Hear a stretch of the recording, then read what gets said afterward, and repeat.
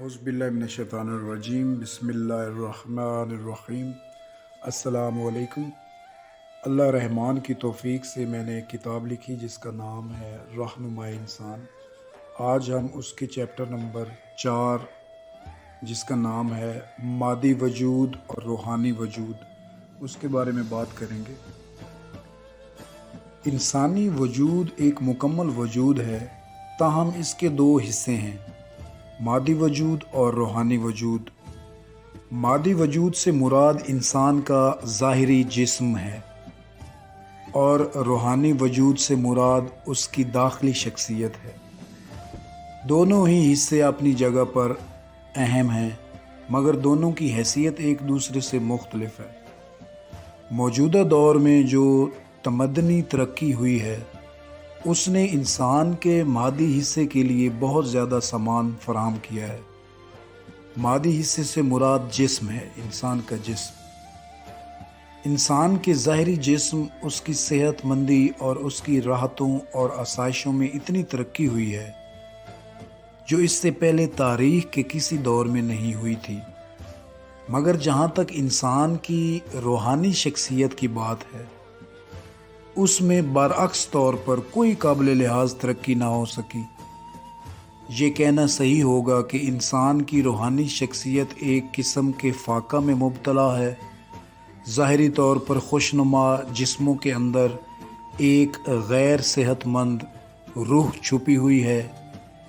انسانی شخصیت کے اس تضاد کو سمجھنا اور اس کا حل دریافت کرنا بہت ضروری ہے، ورنہ انسان کی حیثیت جنگل کے اس جانور کی ہو جائے گی جو ہرا ہرا چارہ کھا کر جسمانی طور پر فربا ہو گیا ہو، لیکن اندر سے وہ ایک حیوانی وجود کے سوا اور کچھ نہ ہو۔ میری ان باتوں پہ غور کیجیے گا۔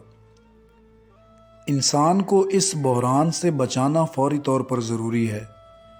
آج کے انسان کے پاس اپنے جسم کے تقاضے پورا کرنے کے لیے وقت ہے، بہت زیادہ وقت ہے، مگر اس کے پاس اپنے ذہن کے تقاضے پورے کرنے کا وقت نہیں۔ آج کا انسان اعلیٰ حقائق پر سوچنے سے معذور ہے۔ آج کے انسان کے پاس کتابوں کے مطالعے کا وقت نہیں، حالانکہ کتابوں کے مطالعے کا مطلب ہے تاریخ کے اعلیٰ انسانوں کی صحبت میں بیٹھنا اور ان سے تبادلہ خیال کرنا، اور اس طرح اپنے ذہنی ارتقاء کا سامان کرنا۔ میرا مقصد یہ ہے کہ انسان اپنے وجود کے جسمانی حصے کی ضرورت کو پورا کرنے کے ساتھ اپنے وجود کے دوسرے حصے کے تقاضے بھی پورے کرے۔ دونوں اعتبار سے وہ اپنی شخصیت کو ترقی یافتہ شخصیت بنانے کا اہتمام کرے۔ یہ کوئی سادہ بات نہیں۔ غور کیجئے تو انسان ایک دوہرا وجود ہے، جسم اور روح۔ سچائی کے سوا جتنی چیزیں ہیں وہ سب کی سب انسان کی جسمانی ضرورت سے تعلق رکھتی ہیں۔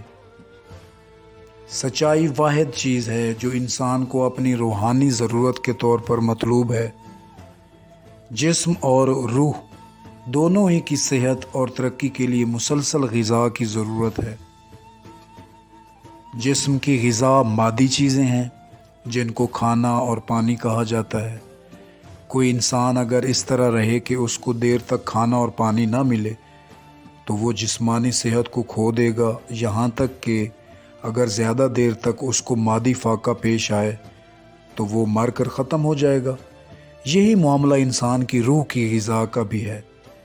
مذہب انسان کی روحانی حیات کا ضامن ہے۔ ذرا غور کریں میرے ان الفاظ پہ کہ مذہب انسان کی روحانی حیات کا ضامن ہے۔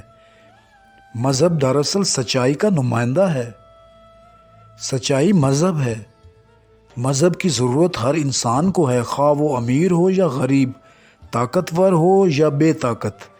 مذہب کے ذریعے انسان کو زندگی کا نقطہ آغاز ملتا ہے۔ جو انسان مذہب سے محروم رہے وہ زندگی کے نقطہ آغاز کو پانے سے بھی محروم رہے گا۔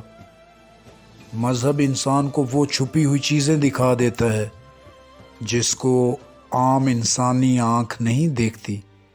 ہماری دنیا کے دو پہلو ہیں، ایک دکھائی دینے والی دنیا اور دوسری نہ دکھائی دینے والی دنیا۔ غور کریں ذرا میرے الفاظ پہ۔ ہماری دنیا کے دو پہلو ہیں، ایک دکھائی دینے والی دنیا اور دوسری نہ دکھائی دینے والی دنیا۔ دنیا کا معاملہ آئس برگ جیسا ہے، اس کا ایک چھوٹا سا ٹپ انسان کو دکھائی دیتا ہے۔ میں آئس برگ کی بات کر رہا ہوں۔ اس کا ایک چھوٹا سا ٹپ انسان کو دکھائی دیتا ہے، مگر اس کا زیادہ بڑا حصہ آنکھوں کے سامنے نہیں ہوتا۔ مذہب انسان کو اس قابل بناتا ہے کہ وہ اس آئس برگ کے چھپے ہوئے زیادہ بڑے حصے کو دیکھ لے، تاکہ وہ سمندر کی سطح سے گزر کر سمندر کی گہرائی تک پہنچ جائے۔ یہ تھا میرا آج کا چیپٹر جس کو ہم نے ڈسکس کیا، مادی وجود اور روحانی وجود۔ مادی وجود جسم، انسان کا جسم، اور دوسرا جو اس کا آگے ہم چل کے روحانی وجود کا ہم نے جس کو ڈسکس کیا، یہ دو جسم انسان کا دوہرا وجود ہے۔ جسم کے دو حصے ہیں ہمارے، مادی وجود اور روحانی وجود۔ اس کے اوپر ہم نے آج بات کی، اور انشاءاللہ آگے چل کے ہم چیپٹر نمبر 5 پہ بات کریں گے انشاءاللہ۔ اللہ تعالی ہم سب کا حامی و ناصر ہو۔ السلام علیکم، اللہ حافظ۔